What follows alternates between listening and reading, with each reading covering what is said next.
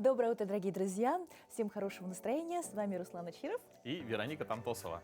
Спешим сообщить, что осталось буквально 2, у кого-то 3 рабочих дня до конца рабочей недели. Поэтому не расслабляемся, заряжаемся хорошим настроением и, конечно, всей семьей к экрану. Потому что сегодня мы расскажем, как воспитать умную, добрую, красивую собаку, о том, как заботиться о зубах, чтобы они были здоровыми, как избавиться от вредных привычек. Поговорим о этикете на работе.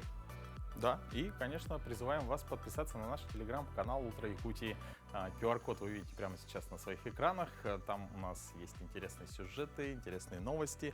И, конечно, иногда мы дарим там вам подарки нашим подписчикам. Поэтому подписывайтесь прямо сейчас. Да, и, кстати, там есть все анонсы и самые интересные гости. Поэтому, если вы что-то пропустили, не переживайте, можно посмотреть именно в телеграм-канале. Ну, а прямо сейчас начинаем готовиться к новому дню. За окном холодает, поэтому прогноз погоды – это одно из самых важных зимой.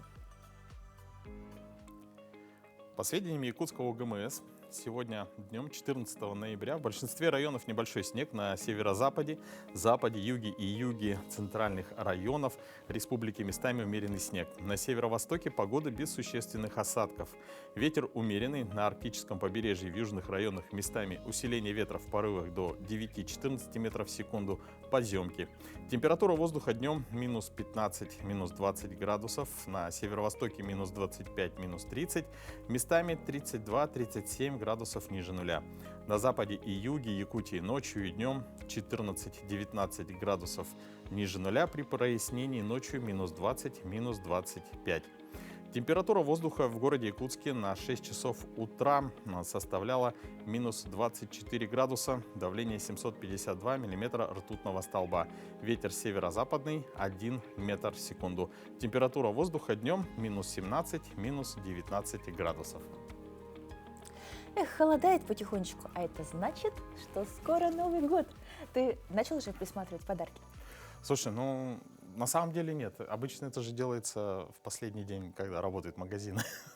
Ну вот начинается, а это Черную пятницу, а это при распродаже, а вообще я забыл купить подарок и побежал 31 числа жене выбирать что-нибудь. Что осталось на витрине? Ну что поделать, Иногда идешь мимо красиво украшенной витрины и просто не можешь удержаться, и порой именно красивая упаковка и оформление играют первичную роль, особенно когда очень мало времени. Ну, как всегда, это чисто мужской подход. Думаю, всех производителей сегодня нужно поздравить с профессиональным праздником. Они, видимо, работают именно для мужчин. День дизайнера упаковки – это профессиональный праздник, который отмечается 14 ноября. Этот праздник призван отметить важную роль дизайнеров упаковки в современной индустрии и подчеркнуть значение их творческого вклада в создание успешных продуктов и брендов. Ну и, конечно, нашего женского настроения. Что бы мы делали с мужчиной, не упаковывали подарки, которые купили в последний момент? Очень красиво. День дизайнера упаковки официально был учрежден не так давно. В 2019 году Российское общество дизайнеров упаковки провело мероприятие «Упаковка-2019», на котором и было объявлено о создании этого праздника. Но какие еще даты и события связаны с сегодняшним числом, давайте узнаем прямо сейчас. На календаре 14 ноября. Сегодня Всемирный день борьбы с диабетом, Всемирный день качества, Международный день логопеда и День социолога в России. По народному календарю Кузьминки. На Кузьму и Демьяна доигрывали последние свадьбы, ковали счастье молодых. Кстати, святых почитали на Руси одновременно как хранителей семейного очага и как покровителей всех ремесленников и ремесел, главным образом кузнечного искусства и женского рукоделия. Этот день в истории. В 1903 году изобретен электрокардиограф. В 1908 году физик-теоретик Альберт Эйнштейн опубликовал квантовую теорию света. В 1936 году в Советском Союзе основана гидрометеорологическая служба. Образован Центральный институт погоды. В 1994 году открыто движение между Парижем и Лондоном через туннель под Ла-Маншем. В этот день родились Астрид Линдгрен, шведская писательница, Кондолиза Райс, американский государственный деятель, 66-й госсекретарь США. Именины сегодня отмечают Денис, Иван, Александр, Дмитрий, Сергей и Ульяна. Ну что может быть еще важнее с утра, чем погода? Я думаю, чашечка кофе. Нет, а я думаю, что информация. Поэтому спешим поделиться, что произошло за последние сутки.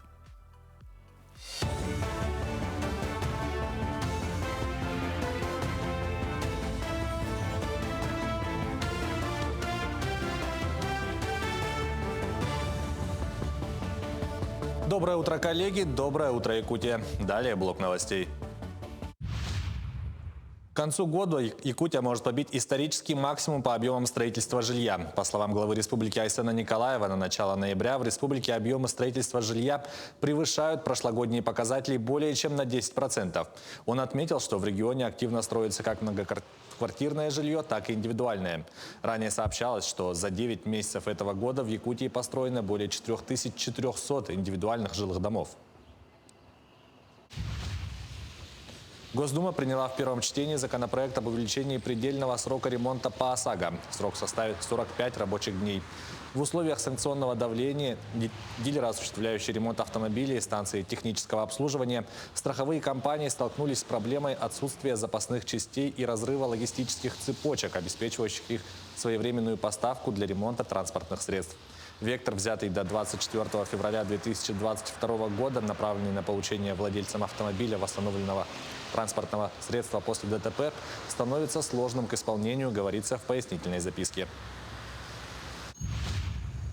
Обновленная схема движения городских автобусных маршрутов начнет действовать в Якутске с 18 ноября.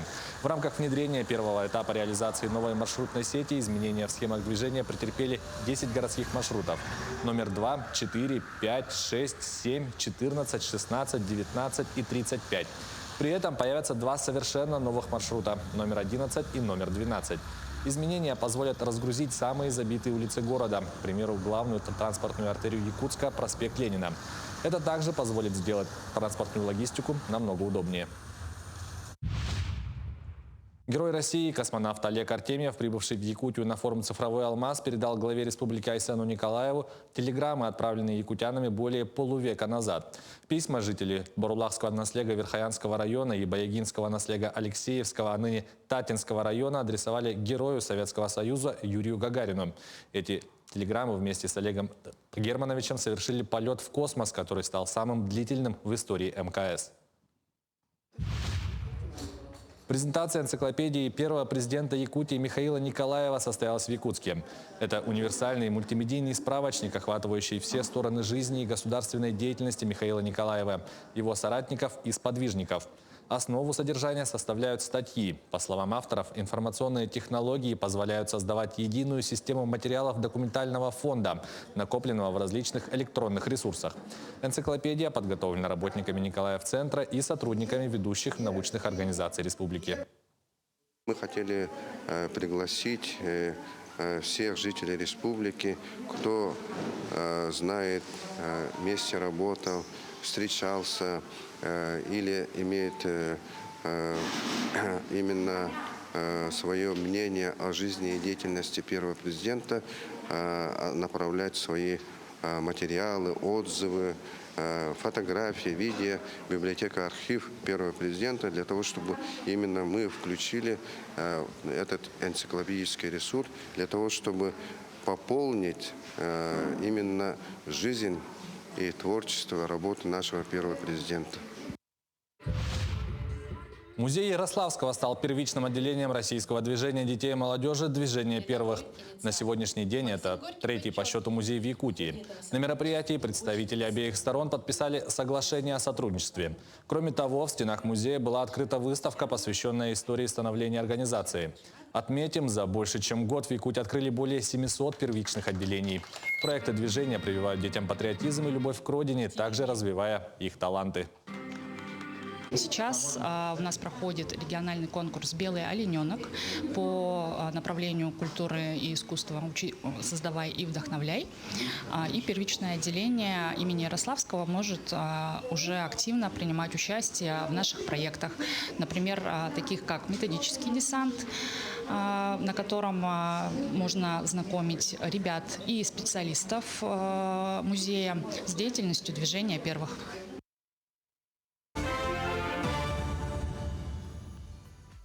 Всем доброго утра, хорошего, теплого, семейного завтрака. Произносишь это зимой и сразу представишь картину «Столик», на руках пушистый кот, и вся семья в сборе на работу или на учебу. Да, действительно, четвероногие друзья делают нашу жизнь счастливее. Зачастую многие зимние теплые картинки изображают игры в снегу с собачкой или уютные посиделки в кресле с котом.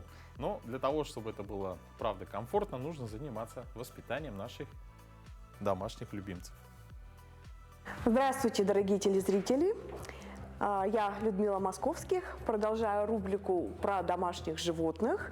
И сегодня мне помогает лабрадор Лаки. Начнем мы с того, что проблема большинства хозяев, что собачка не слушается и прыгает на вас. Вот показываю, как отучить. Прежде всего, вы всегда с собой берете лакомство. Это интерес для собачки.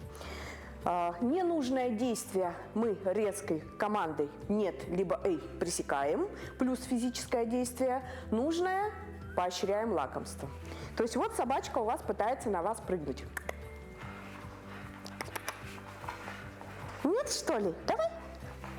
Коленкой в грудь аккуратненько. Аккуратненько, резко коленку в грудь поднимаете. Это резкое движение должно быть. То есть попытка прыгнуть на меня, резко коленка в грудь, при этом не так сильно, чтобы собачка от вас отлетала, но резко должно быть. Как только успокоилась, закрепляете кусочком, я закрепляю маркером «да». Это в дальнейшем обозначает, когда я произношу «да», что правильно делаешь, когда я говорю «эй» либо «нет», обозначает «неправильно делаешь». И собака очень быстро обучается понимать вас.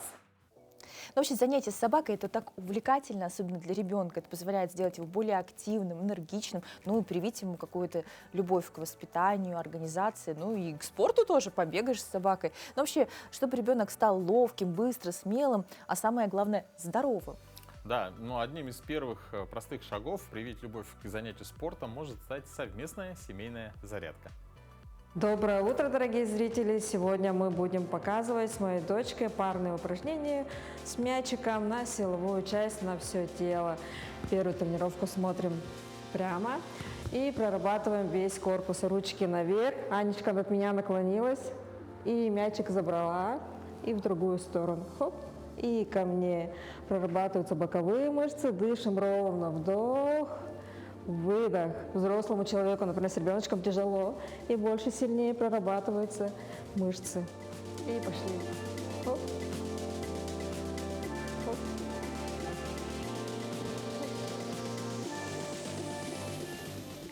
Хоп. И выдох. Это первый комплекс, можно сделать 10-15 повторений. Следующий комплекс, мы поворачиваемся друг к другу к лицу с партнером и делаем приседания, и тем самым играем с мячиком. Хоп, садишься ровно, хоп, выдох, упор на пяточки, в игровой форме с детками, да, детки хорошо играют, хоп, мячик, внимание, концентрируемся и тратим лишнюю энергию. Хорошо, выдох. Следующая серия упражнений мы будем делать на коврике. Вдруг берем мячик и круговыми движениями передаем. Хоп. Прорабатываются косые мышцы живота, животик можно прижать. Хоп. Также и в другую сторону пошли. Хоп, Аня, лови. Вестибулярный аппарат, да? Хорошо прорабатывается.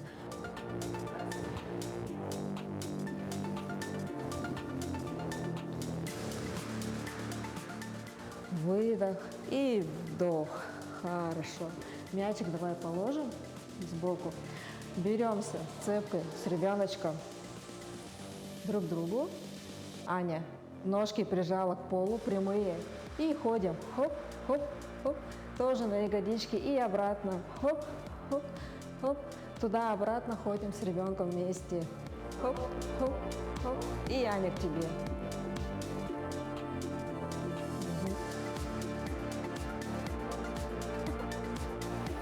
И к тебе. Вот такой комплекс мы с Аней показали вам сегодня, чтобы вы были здоровы, энергичны и бодры.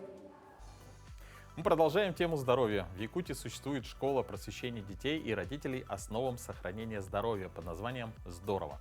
Их проект является победителем грантового конкурса главы Республики Саха-Якутия и направлен на популяризацию среди населения темы сохранения и укрепления здоровья детей и пропаганды практик ЗОЖ. У нас сегодня в гостях Ксения Пиксайкина, стоматолог, эксперт этого проекта по направлению стоматология. Ксения, доброе утро. Доброе утро. Какие проблемы с зубами встречаются чаще всего у детей? Скажите.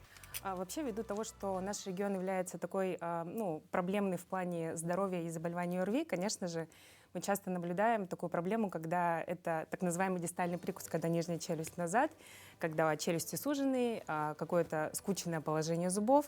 Вот такие частые патологии, которые наблюдаются на приеме. Какие тренды сейчас существуют, вот, чтобы с этим бороться, и в какой момент родитель должен понять, что нужно просто бежать к стоматологу? Вообще, как мы всегда говорим, то, что лучше всего это профилактика. И, конечно же, самое приятное обращение, когда мы можем какие-то вещи предотвратить, это возраст 5 лет. Вот. И буквально с этого возраста мы можем уже взращивать лицо человека, да, потому что действительно ортодонтия — это уже рост и развитие лицевого скелета. И когда мы говорим о трендах современной стоматологии, то если говорить о взрослых пациентах, то это, конечно же, омоложение, да? Вот, чтобы пациент был не только здоров, но и счастлив. Вот. Почему? Потому что есть такое уже научно обоснованное мнение, что зубы — это не только красота и улыбка в том числе, это еще и память человека. Как Ну, интересно. допустим, если пройтись по улице, да, города Якутска, то редко можно увидеть улыбающихся людей, да? Возможно, они стесняются своей улыбки. Вот, а как формируется красивая улыбка? Ну, я считаю, что это все-таки воспитание родителей, да, прежде всего. И когда ребенок спокойно приходит к стоматологу, когда он уже полностью проинформирован о том, что с ним будут делать. И, конечно же, понятно, здоровые зубы, значит, и улыбка на лице. И это все-таки, наверное, семейные ценности какие-то, которые прививаются, к чему мы приводим также пациентов, то, что нужно больше и чаще рассказывать своим детям, то, что стоматология сейчас, это уже не страшно. Очень интересно, мне кажется, вот знаешь, свой юрист, стоматолог, свой кардиолог, и так постепенно, да, такие врачей кипа. Но на самом деле вот начинается все простое. То есть первое, что мы учим ребенка, это чистить зубы. Вот какие азы в этом направлении нужно дать? Все-таки до завтрака, после завтрака? Как правильно? Вы знаете, сейчас в современной стоматологии, как это все происходит? Во-первых, мы не просто даем щетку и говорим: иди чисти, дорогой наш человечек, да? А мы обязательно показываем, то есть проводятся специальные обучения, уроки гигиены для маленьких пациентов, адаптация их к приему. И буквально мы даже просим пациентов сейчас принести там свою вот щетку, которую он чистит зубы. Вот, пожалуйста, садись, покажи, как ты чистишь зубы. И мы тут же демонстрируем, как нужно и как правильно это нужно делать. И самое главное, мы говорим: дальше передашь и научишь родителей. То есть, чтобы это не было так, как бы закинули, и дальше там как бы сами разбираетесь. То есть надо учить. Ну да, и, кстати, родители надо начинать учить. Ну, я, кстати, вот недавно буквально узнал, что надо, оказывается, не просто водить щеткой по зубам, Да, а какие-то движения определенные. Конечно, и есть множество... Ребенок просветил. И сейчас есть еще множество приспособлений дополнительных, которые облегчают это все дело. Поэтому это не только уже полезно, но и очень занимательно. Например, вот есть же такие вот китайские, ну не знаю, не китайские, наверное, как вот, которые вибрируют щетки. Да, Электрощетки. электрические щетки, да, с дополнительными там вибрационными моментами. Да, их можно использовать. Вот, раньше я была против этого, потому что я считала, что электрические щетки у детей воспитывают, как бы лень. То есть засунул щетку и стоишь. Но на самом деле, если правильно использовать ее как дополнение родителям, почему нет? А так вообще, конечно, с детства, вот буквально с раннего, с появления первого зуба, мы рекомендуем обычные механические щетки. И только потом уже, пожалуйста, постепенно в школу торопимся, на работу всем надо, пожалуйста, быстренько почистили, все прекрасно. Ну вот недавно была новость, что в Государственном собрании ЛТМН утвердили программу бесплатного ортодонтического лечения, да, для многодетных семей и с использованием материнского капитала. Можете об этом вот? Да, конечно. Это на самом деле большое событие в мире ортодонтии, потому что мы буквально там стучим по всем каналам о том, что очень много патологий с раннего детства уже вот сейчас у взрослых пациентов, и поэтому Алена Николаевна Атласова утвердила с мая этого года: многодетные семьи могут получить ортодонтическую помощь, неважно, брекеты это, пластинки, лайнеры, совершенно бесплатно, вот, за счет государства. Конечно, сразу хочу развеять миф о том, что это не так, что пришли и бесплатно все получили. Пациент оплачивает фактически, но потом возврат от государства он получает в полном размере. Вот, потому что мы же знаем, что материнский капитал можно использовать еще на несколько, там, машина, ремонт, что-то такое, да. И вот если люди выбирают, многодетная семья, именно лечение на брекетах любого ребенка, не того, кто вот третий родился, да, то, пожалуйста, используйте. Ну, это, мне кажется, здорово, потому это что очень достаточно дорого. Да. И правда бывает, что именно в подростковом периоде с этим особенный психологический дискомфорт, проблемы возникают. Да, социологический статус. Все-таки, а вот эту проблему как раз брекетов, лайнеров, пластинок, вот в какой момент нужно начинать этим заниматься? Если говорить конкретно о брекетах или лайнерах, то вообще по-хорошему это 13-14 лет, когда ребенок уже осознанно ухаживает за всем этим делом, да, потому что мы прежде всего обращаем внимание, опять же, на гигиену, чтобы не было такой истории, когда мы одно лечим, а другое калечим. Вот. А вообще ортодонтическое лечение лучше делать буквально с 4-5 лет, потому что в этот момент мы развиваем челюсти, и это основа. А эстетику, поправить зубы, это уже можно сделать и взрослым, состоятельным людям, так скажем. Да? Вот. А у детей очень важно вовремя обратиться, и это вовремя, это 4-5 лет. Ну, то есть в 4 приходим на консультацию, Да. получается, и если нам предписано что-то там поносить, сделать, там, подрезать, там, что, уздечку, Уздечку, да, да. то этим нужно заниматься сразу. Да. Ну и, может быть, напомнить нужно нашим телезрителям, насколько часто нужно посещать стоматолога, ну и вообще, вот, чтобы зубы были здоровыми. Ну, конечно, есть такой стандартный прием, это обычно раз в полгода. Вот, но на самом деле, когда мы говорим об ортодонтических пациентах, то они, конечно, чаще бывают, приходят где-то раз в 3 месяца. Но раз в полгода это 100%. Пожалуйста, если вы даже не видите, что да все у меня нормально, нет кариеса никакого, он может быть просто скрытый. Вот. А раз в год где-то лучше делать еще рентген-снимки дополнительно, и чтобы точно убедиться, что все хорошо с зубами. Да, то есть не дотягивайте до флюса, друзья, да? Да, То есть- не то, что до флюса, вообще не затягивайте с этим вопросом, если у вас есть подозрение, что у вас что-то не так, что-то болит. Лучше узнать, что вы абсолютно здоровы, чем запустить это до какой-то проблемы, когда вплоть до удаления. Спасибо за подробную Спасибо. информацию, Спасибо было большое. очень интересно. Спасибо, что пригласили. Ну а мы продолжаем тему здоровья. Особенно, я думаю, это связано также и с зубами. Да, здорово, что в последние годы все более модной тенденцией становится регулярное занятие спортом и отказ от вредных привычек. Согласна, многие и законодательные инициативы, в том числе запрет курения в общественных местах, этому здорово содействуют. Ну и методы помощи в борьбе с вредными привычками тоже усовершенствуются. Спешим вам о них рассказать. Избавиться от вредной привычки тяжело, даже если есть сильное желание.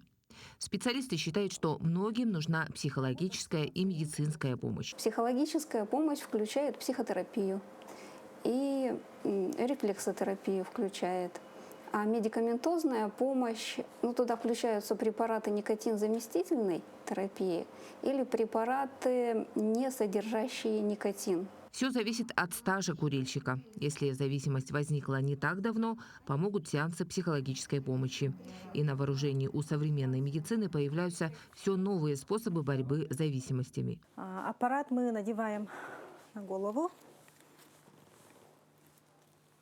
Работает 2 блока. Первый блок – это магнитное поле, и второй блок – это инфракрасное лазерное излучение.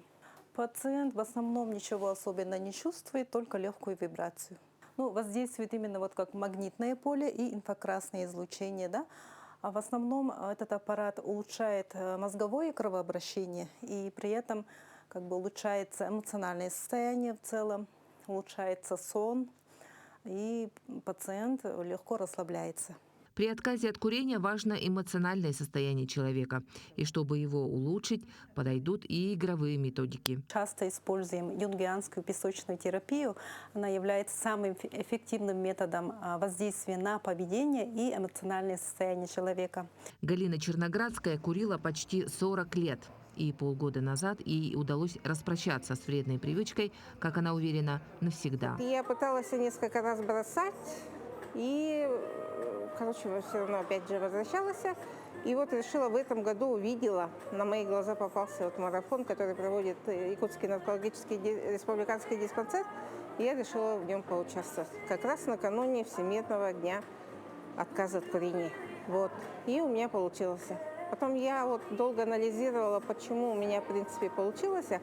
Потому что, оказывается, самое важное в этом деле – иметь единомышленников. Да, группу поддержки. И очень хорошее сопровождение было со стороны психологов, врачей. Онлайн-марафоны, относительно новый формат работы для якутских врачей-наркологов, неожиданно показал свою эффективность. И не только в случае с Галиной. Десятки заядлых курильщиков смогли побороть свою вредную привычку. Однако, как предупреждают врачи, название онлайн весьма условное. И без приема, и бесед с врачом, и психологом не обойтись. Но зато, как показывает история Галины, бонусы от отказа намного больше, чем просто экономия средств и времени. Может быть, благодаря и этому тоже я вот поступила на первый курс Института психологии и сейчас пытаюсь разобрать с психологическими основами здоровья и активного долголетия. Способ и формат для того, чтобы завязать с зависимостями, можно выбрать любой. Главное стремиться и пробовать, тогда все получится, считают те, кто сам прошел через все это. Пробовать. Работает. Не работает, значит что-то другое находить. Вот. И обязательно находить единомышленников, потому что вместе всегда легче все. Туяра Филиппова, Семен Семенов, Якутск. Все мы знаем фразу «правила созданы, чтобы их нарушать», но это точно не касается делового этикета. Деловой этикет не ограничивает свободу, а дает возможность высказать уважение к коллегам и выстроить деловые отношения. И с несколькими правилами прямо сейчас вас познакомит Вероника Тамтосова. Сегодня мы поговорим об этикете в офисе и начнем с приветствия. Доброе утро. Здравствуйте. Вот, все со мной поздоровались. Можно вот так здороваться с любым количеством людей. Это понятно, прилично. Здравие, говорят, что желать некорректно, потому что фраза «здравствуйте» говорит о том, что это именно пожелание здравия. Ну, если вы лично знаете человека, это допустимо. Что касается мужской половины, не обязательно ходить по всему офису и здороваться со всеми за руки. Ну, если к вам, конечно, обратились и подали руку, поздороваться нужно. Самому обходить всех коллег не стоит. Вот так делать тоже не стоит. Если мы заходим в верхней одежде, это наш кабинет, мы с ним знакомы, конечно, мы убираем сразу верхнюю одежду в шкаф, не бросаем ее ни в коем случае, даже на период того времени, пока занимаем рабочее место. Убрали в шкаф, повесили, закрыли. Дальше приступаем к рабочим вопросам. И что же тут делают мои коллеги? Ну, это, естественно, недопустимо. Если вам даже нужно посмотреть, что у коллеги сейчас открыто, можно спросить: извините, пожалуйста, я бы хотела уточнить, что у вас открыто. Мне ответили согласен, теперь я могу подойти поближе и аккуратно посмотреть. Из-за плеча и за рабочего места наклоняться не стоит, и влазить в рабочий вопрос тоже. Какая замечательная ручка! Да, коллега крайне удивлена, почему ее канцелярию я беру без спроса. Если я хочу что-то одолжить, потому что у меня нет своей канцелярии, или, может быть, у меня правда не пишет ручку, я спрашиваю: извините, пожалуйста, вы не одолжите ручку? Да, пожалуйста. Вот. То есть по этикету, потому что это личное пространство человека, ничего не хватает. Рекомендуют для того, чтобы не было таких вопросов, иметь какую-то штатную, да, стаканчик для ручек, иную канцелярию запасную, которую вам не жалко раздать коллегам, особенно таким, как я, которые хватают все, что ни попадя. Далее, как мы видим, у моей коллеги на рабочем столе полный порядок. То есть документы в одном месте, здесь и необходимые вещи, так мы и содержим. То есть ни в коем случае ничего не хватаем со стола, не переносим. Если я хочу присесть за стол, я спрашиваю: можно это убрать? Да, отодвигаю, чтобы человек видел, куда я положила необходимые документы, потому что документы лежат в определенном порядке, и перекладывать самовольно нельзя. Помним, что рабочий стол – это личное пространство человека. И не только здороваться с коллегами нужно аккуратно, но и взаимодействовать с их личным пространством. Спасибо большое. Всего доброго. Ну, такие несколько полезных советов, и мы продолжаем с полезной информацией. Наверняка у многих хозяек утро начинается с полива и общения с комнатными растениями. Это на самом деле хороший способ поднять себе настроение. Комнатные растения украшают дом, очищают воздух и создают уют. Но оказывается, не все из них с точки зрения народных примет считаются благоприятными для дома и семьи. Проверьте, нет ли у вас цветков из этого списка. Смотрим далее. Монстера. Эта красавица с крупными листьями часто вызывает восхищение. Но в народных приметах ее считают пожирателем позитивной энергии. Говорят, что монстера может нарушать гармонию в семье, вызывать конфликты. Диффенбахия. Это растение с яркими листьями, отлично смотрится в интерьере, но ее репутация не так безмятежна. По приметам, диффенбахия может высасывать женское счастье и отталкивать мужчин. Считается, что она особенно активна в этом плане, если за ней нерегулярно ухаживать. Кактусы. Колючие кактусы – символ одиночества. Их острые колючки могут отталкивать не только негативную энергию, но и людей, особенно мужчин. Плющ. Плющ с его цепкостью часто используется для создания зеленых стен, но по приметам он может подавлять положительную женскую энергию и отталкивать мужчин. Спатифиллум. Парадокс этого растения в том, что он считается символом женского счастья и помогает незамужним женщинам найти любовь. Однако, по приметам, у семейных женщин спатифилум может вызвать недопонимание с партнером или даже привести к разрыву. Конечно, верить или нет в приметы – личное дело каждого. Но если вы заметили, что ваши растения действительно влияют на атмосферу в доме, можете переставить их в другое место или подарить тем, кто будет рад им. Важно помнить, отношения между людьми – это сложный процесс, и не стоит винить растения в своих проблемах. Но в то же время не стоит игнорировать народные приметы, особенно если вы склонны к суевериям. Но все приметы новые – это хорошо забытое старое. Об этом ежесезонно напоминают нам представители современной фэшн-индустрии, обращаясь к народным мотивам. И всегда интересно увидеть якутские мотивы в повседневной одежде. А о том, как это сочетать правильно с базовым гардеробом, нам расскажет Дарья Габышева. Всем здравствуйте, меня зовут Дарья Габышева, я персональный стилист, и сегодня у нас с вами необычный сюжет. Если раньше мы говорили про базовый гардероб, про понятные образы на каждый день, а сегодня хочется поговорить о нашем, о родном, о любимом, о шикарных якутских дизайнерах, которых на самом деле очень много, а о многих, возможно, мы с вами даже еще и не слышали. Сегодня мы в классном пространстве, где представлены разные дизайнеры, и хочется уделить им время и показать вам, что они делают и как это можно носить в повседневной жизни. Например, вот такой классный стилизованный жилет. Здорово можно носить с плотной водолазкой в сочетании с джинсами и сапогами казаки. Такой жилет – прекрасный предмет гардероба, который можно носить не только летом, но и зимой. Поэтому обратите на него внимание, обязательно дополните все якутскими украшениями, и вы точно будете неотразимы. Платье свободного фасона, похожее на холодай, также идеально впишется в повседневный гардероб. Такое платье можно носить как в театр, точно так же здорово на встречу с друзьями. Все зависит от того, как вы его застилизуете. Например, если это будет плоский ход, ботинки и кожаная куртка, то это может быть такой альтернативный образ. В сочетании с туфлями на каблуке и возьмем с собой миниатюрный клатч, то это идеальный образ даже для корпоратива. Поэтому пробуйте, экспериментируйте и не забывайте про свою национальную идентичность. Когда вы выбираете себе одежду, конечно, вы ориентируетесь на понятные базовые фасоны. Также мы с вами ориентируемся на тренды. Здесь, в этом пиджаке, есть все. Есть и тренды, есть и базовый фасон, но и также есть наша замечательная якутская идентичность. Обратите внимание на обвесы, которые здесь добавлены. Такое же можно увидеть на мировых подиумах. Там они используют стразы и дополнительные детали металлические. Здесь у нас с вами наши замечательные якутские узоры. Посмотрите, как здорово это сочетается в простом базовом варианте. С чем носим? Носим с брюками. Здесь представлен, например, низ. Для того, чтобы носить костюмом, можно пробовать комбинировать с юбками-карандаш, носить в офис в сочетании с белой рубашкой или блузкой и бежевыми лодочками. Дизайнерские вещи добавляют в наш гардероб характер. Они показывают, кто мы, откуда мы и что мы любим. Конечно же, поддержать и носить вещи наших дизайнеров – это особенно интересно. Эти вещи вы можете носить как в повседневной жизни. Также здорово они будут смотреться в качестве подарка для тех людей, которые не живут в нашей республике. Именно такая одежда проявляет творчество и популяризирует наш с вами национальный колорит. Поэтому пробуйте, экспериментируйте вместе с якутскими дизайнерами. Именно они помогают и напоминают нам, кто мы и откуда.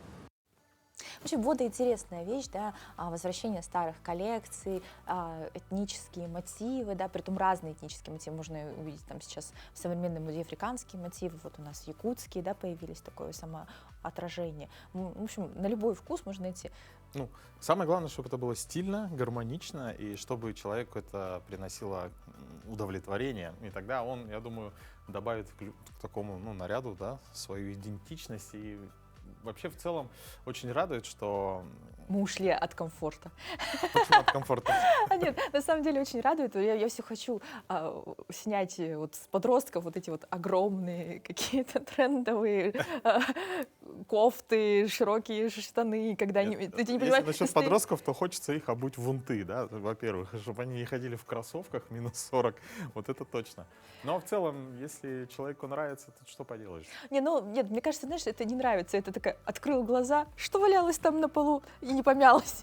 Кажется, вот этот свитер, он черный и не мнется. У меня такое чувство, что они одеваются именно так. И ты реально, когда со спины смотришь, ты не понимаешь, учитывая, они все довольно высокие, что очень радует, конечно. Ты со спины смотришь, не понимаешь, это девушка или молодой человек.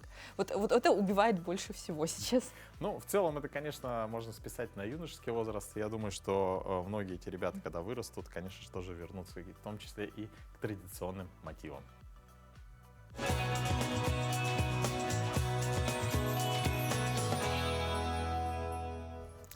Ну и появилась еще одна модная тенденция, наконец-то. Россияне вернулись в кинотеатры. За неполный 2024 год сборы кинотеатров увеличились на 15% по сравнению с аналогичным периодом прошлого года. С начала года кинотеатры посетили 105 миллионов человек. Да, ну а впереди у нас выходные. И прямо сейчас самое время, конечно же, узнать, какие фильмы, какие премьеры можно посетить не только с друзьями, но и, конечно, со своей семьей.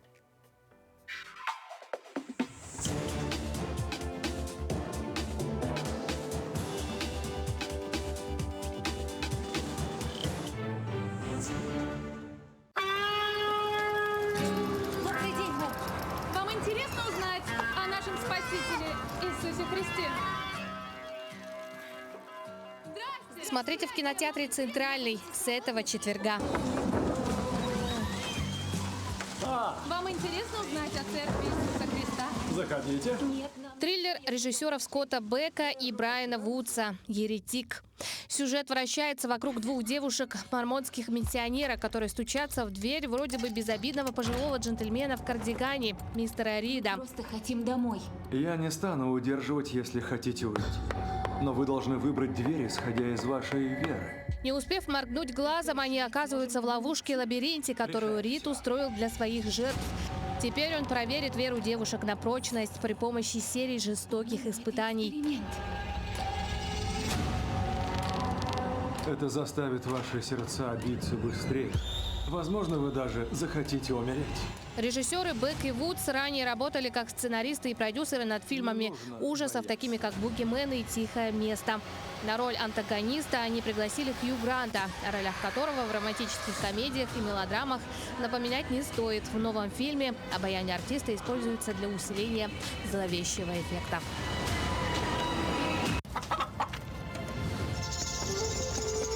Какая красота!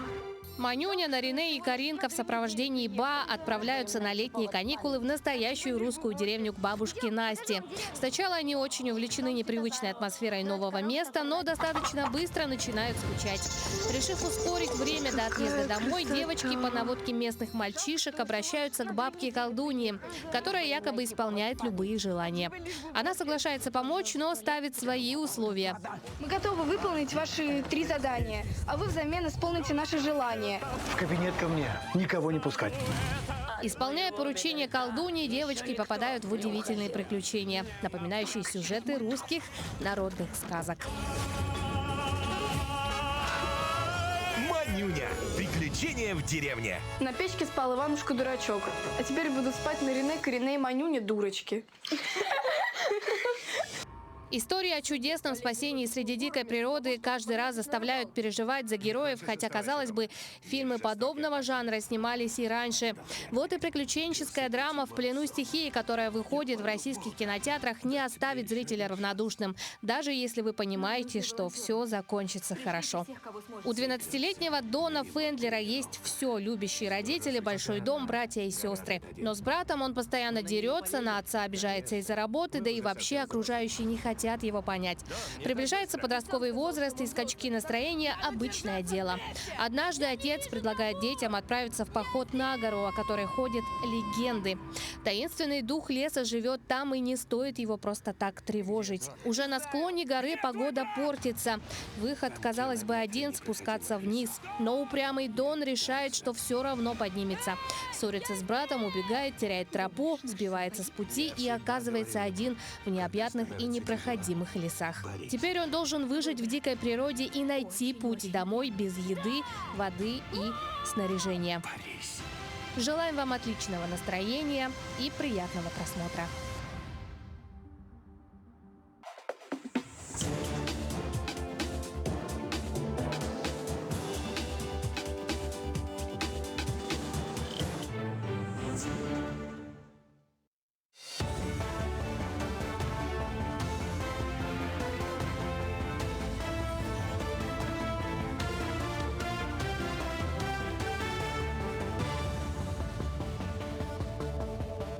Далее блок новостей. В Госдуме хотят разрешить использовать маткапитал на не входящие в ОМС услуги. В Комитете Госдумы по защите семьи, вопросам отцовства, материнства и детства поддержали эту инициативу.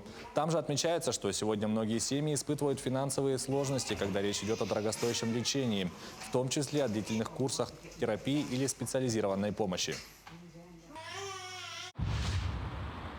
Сенатор Айрат Гибаддинов выступил с инициативой увеличить с 700 рублей до 1500 необлагаемые НДФЛ суточные в командировках внутри страны, а также с 2500 до 3500 рублей в командировках в другие страны. Соответствующее обращение направлено в Минтруд.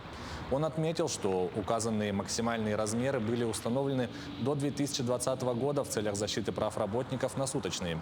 Ввиду макроэкономических изменений, роста инфляции, цен на продукты первой необходимости, данные лимиты с течением времени не гарантируют работнику удовлетворения базовых потребностей в течение всего дня. В случае повышения МРОД с 1 января следующего года до 22 400 рублей минимальный суточный размер содержания будет значительно превышать 700 рублей, подчеркнул политик. Строительство Ленского моста будет вестись и в зимний период.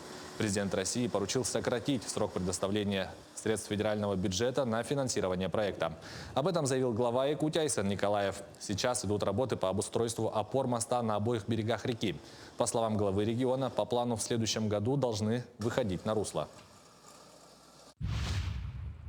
В городе Покровске 31 семью участников спецоперации обеспечили льдом на зиму. Работа началась утром и длилась до самого вечера. В течение дня несколько автомобилей курсировали по городу, оперативно доставляя лед по адресам. В благотворительной акции по заготовке льда приняли участие около 40 мужчин, среди которых были представители мэрии, члены Совета отцов города, сотрудники пенсионного фонда и спорткомплекса «Дворец спорта», а также студенты колледжа цифровых технологий «Айтын». Особое внимание привлек первокурсник Мухаммадим Аминов из Забайкальского края, который впервые стал участником этого традиционного для народа Саха зимнего мероприятия. Я удивился, что тут так рано наступает зима. Тут очень-очень много странных инструментов, которых я никогда раньше не видел. Но работа у меня не легкая, не тяжелая. Просто таскаю лед. Очень весело, ну, как по мне.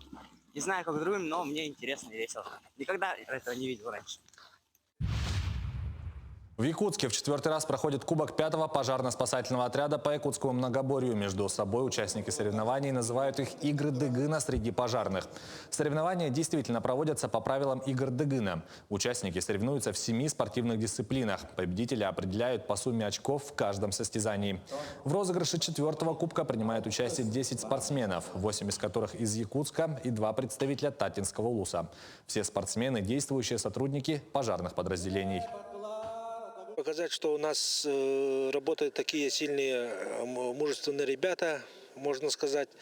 И вот, например, на прошлых играх Дыгына в 2024 году участвовало из 12 участников было 4 наших коллеги.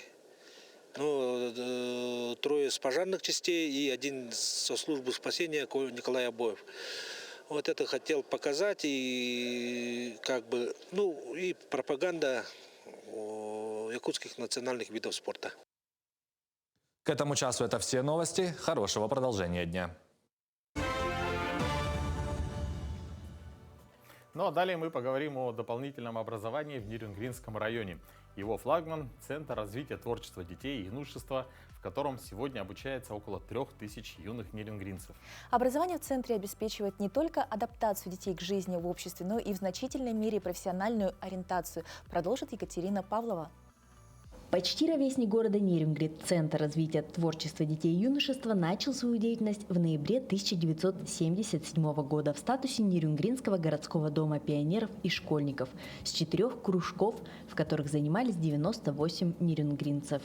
Год за годом центр рос и расширялся. Сегодня многопрофильное учреждение обеспечивает развитие дополнительного образования детей и молодежи в Нерюнгринском районе. В структуру нашего центра входит 4 подразделения структурных. Это филиал «Серебряный Бор», детский дом творчества, филиал поселка Серебряный Бор, филиал Дом детского творчества, поселок Беркакит, и Дом детского творчества в поселке Чульман также является нашим филиалом. Ну и самое большое, наверное, самое известное структурное подразделение – это лагерь летнего дневного пребывания «Мужество». Исходя из запросов обучающихся и родителей на образовательные услуги, в центре каждый год открываются новые актуальные творческие объединения, отвечающие интересам и потребностям современных школьников. Каждый год мы меняем образовательные программы, то есть те, которые становятся неактуальными для детей, не востребованы, мы их убираем, разрабатываем новые. В этом прелесть в учреждении дополнительного образования, что мы как раз-таки находимся на гребне волны, и мы популярные среди детей направления, мы их стараемся в первую очередь внедрять в свою работу. Многие юные нерюнгринцы посещают не одно объединение центра, а сразу несколько. Я сейчас хожу на валяние, на рисование, на глину тут и на английский тоже. У меня дома получается рисовать, я уже учу свою сестру тоже к этому рисованию. Сегодня в центре популярны как современные направления, так и проверенные годами. На объединении по обучению валяния классы не пустуют. Во-первых, это моторика, развитие фантазии, это усидчивость, это дети, как говорится, общение живое. И ребенок видит свою готовую работу, и если еще его поддерживают одногруппники, они, конечно, выражают свой восторг и уверенность в себе. Дети очень, скажем так, довольны тем, что они делают. Вот. Мне он очень сильно нравится. Я его содержу как домашний питомец. Ну, не домашний, а на валяние беру. Ежегодно в массовых мероприятиях, организуемых центром, принимают участие тысячи жителей Нерюнгринского района. Есть у нас, конечно, небольшие, я думаю, что это временные трудности, что у нас несколько объединений занимаются одновременно в одном кабинете, в одном большом пространстве. Но есть планы по расширению.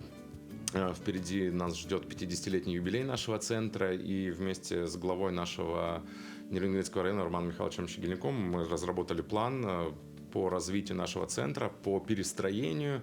То есть большие средства планируется вкладываться именно в дополнительное образование, небольшая перезагрузочка. С высокими достижениями детей и педагогов, оптимизмом и надеждой на реализацию новых творческих проектов коллектив центра стремится к осуществлению задуманных планов. Екатерина Павлова, Вадим Барашков, Нерюнгри. Центр «Мой бизнес» совместно с Союзом женских организаций Республики Саха-Якутия проводит круглый стол «Загляни в мир бизнес-леди», посвященный десятилетию проекта. На мероприятии соберутся участницы первого выпуска проекта, которые поделятся своим опытом и расскажут о том, какую пользу они получили от участия. Это будет возможность для обмена мнениями и обсуждения текущих событий в их жизни. В нашей студии Алена Савинова, начальник отдела популяризации предпринимательской деятельности Центра «Мой бизнес», и Туяна Андреева, вице-президент общественного фонда поддержки социально-культурных инициатив «Arctic Lady», ментор личного бренда. Доброе утро. Доброе утро. Доброе утро. Расскажите, как пришла идея создания проекта «Загляни в мир бизнес-леди»? Вы знаете, эта идея витала в воздухе буквально. Когда мы посетили международную конференцию «Женщины, меняющие мир» в 2012 году, мы приехали в Якутск и с девушками-активистками создали общественный фонд Arctic Lady. Arctic Lady, он поддерживает социально-культурные инициативы. Из одной из таких инициатив о создании интерактивной фотовыставки к нам пришла наша подруга, моя землячка Туяра Андреева. И сказала, что классно было бы организовать такой проект, в котором бы могли наши женщины показать себя с разных сторон. Не только про бизнес, не только про успешный успех, но и показать те тернии, те жизненные перипетии, которые они проходят, показать себя с разных сторон, разные грани своего личного бренда. И мы сказали, хорошо, и реализовали этот проект. Этот проект был поддержан, во-первых, Ассоциацией предпринимателей, Министерством предпринимательства Республики Саха-Якутия, и приняли участие в первом проекте 25 представителей, женщин, действующих предпринимателей и начинающих бизнес-леди. А какие вот основные вот цели и задачи проекта? То есть я правильно понимаю, что, как вы отметили, не только про успешность, да, но и про те проблемы, которые бывают? Да.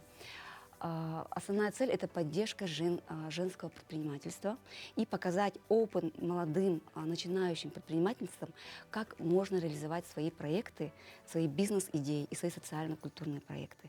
И на самом деле, я вот сейчас даже смотрю, через 10 лет уже прошло, в следующем году, в 2025 году, будет 10 лет юбилея этого проекта, и я вижу, какая трансформация в жизни наших участниц происходит. Многие активно реализуют свои проекты, реализуют свой бизнес, многие из бизнеса ушли в другие проекты, и это будет здорово. И сегодня на нашем круглом столе как раз девушки будут об этом рассказывать. В чем же формула их личного успеха?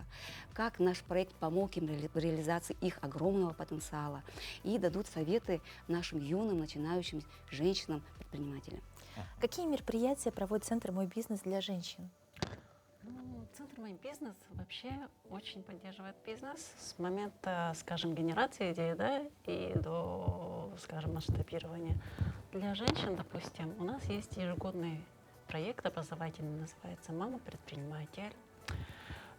Это грантовый конкурс, куда со всех уголков республики съезжаются женщины и защищают свои проекты. Это, допустим, разные направления бывают. Кто-то в туризме, кто-то, допустим, рукоделие и так далее, да. И самый лучший проект, они в течение недели обучаются, все основы там, как планировать, допустим, маркетинг, как вести и так далее, все основы мы обучаем, и в конце они разрабатывают свой проект и защищают перед комиссией, допустим, да. Так, это мама-предприниматель. Есть еще другие образовательные проекты. Это малый бизнес для большой семьи.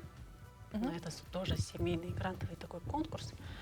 Ну, вообще, я не знаю, статистика такая ведется или нет, но идея в семье, да, если вести бизнес, обычно приходит, говорят, женщине. Она начинает, она начинает что-то придумывать, крутиться, делает что-то, да, продвигает, и потом супруг начинает ее поддерживать. Какая интересная статистика.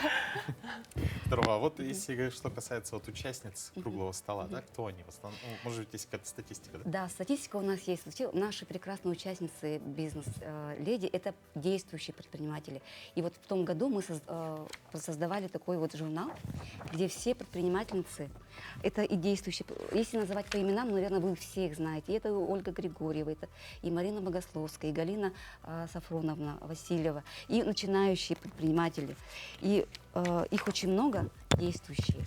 И вот на этот круглый стол мы тоже приглашаем тех, кто, возможно, еще думает над созданием идеи создать свой бизнес, да? Или те, кто еще уже давно работает, но уже дошел до потолка, а дальше что? Действующий предприниматель. То есть, в принципе, этот проект – это создание комьюнити, общение, да, где каждый найдет поддерживающее сообщество и сможет реализовать свои проекты. Ну, очень интересно. А вот инициатива, вы говорите, в семье, там, от женщины, ваши активные участницы, где с ними еще можно пообщаться? То есть где, как часто вы проводите круглые столы, какие-то мероприятия, какие-то общие обмен идеями, чтобы тех, кто еще сидит дома и только мечтает о том, чтобы что-то начать, что-то создать, чтобы их мотивировать? Ну, по линии Союза женских организаций у нас всегда двери открыты. Мы ежегодно проводим, ежемесячно проводим мероприятия открытые, всевозможные встречи, круглые столы, мастер-классы, где мы всегда приглашаем женщин, и они активно принимают участие.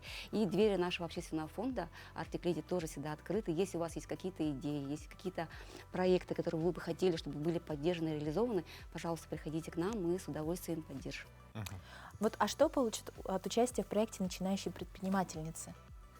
Вот они, понятно, они пройдут обучение, они обзаведутся новыми знаниями, безусловно, а победители? Но самое важное то, что они попадут. Вы знаете, есть такая пословица, да, положить один соленый огурец в банку несоленых огурцов, и он засолится. То же самое происходит, в принципе, и с нашими участницами. Они попадают в эту среду, начинают общаться, обратная связь от наставниц, да, получают огромный опыт. И, конечно, опыт успеха, да, и опыт переживания определенных неудач. И, соответственно, у них тоже появляется огромная мотивация. И они начинают, ну, скажем так, самореализовываться и раскрывать полностью свой потенциал. Мгм. А какие в дальнейшем планы, да, в ваших организациях? Ну, вот в своей женских организаций в следующем году как раз будет 100-летие женскому движению вообще в Якутии. Это огромный у нас план мероприятий просто разработан. Все начинается с марта, круглые столы, форумы и прямо до завершения. Поэтому активное участие принимайте, мы будем только очень рады. Центр «Мой бизнес» тоже продолжит свои проекты, программы, да, и помимо вот этих, тех, которые я назвала, да, у нас еще проходят вебинары, семинары, где вот самое активное участие тоже женщины принимают и с удовольствием распространяют свой опыт. Очень интересно. Ну, я, кстати, вот сейчас вот мы общаемся, мне кажется, вот для мужчин, по-моему, такого не хватает, да? Чтобы они так сплоченно работали, предприниматели. Мой бизнес же есть папа Да, у нас предприниматель. как раз есть папа, такой проект «Папа предприниматель». Сейчас они проходят онлайн-этап, и на следующей неделе у них начинается вот очное обучение. Мне кажется, среди мужчин просто больше конкуренции. Ну, мы благодарим вас за очень интересную информацию, желаем вам успехов. Ну, а нашим телезрителям мы желаем бодрого начала дня и увидимся с вами уже завтра. До новых встреч, всем хорошего семейного утра.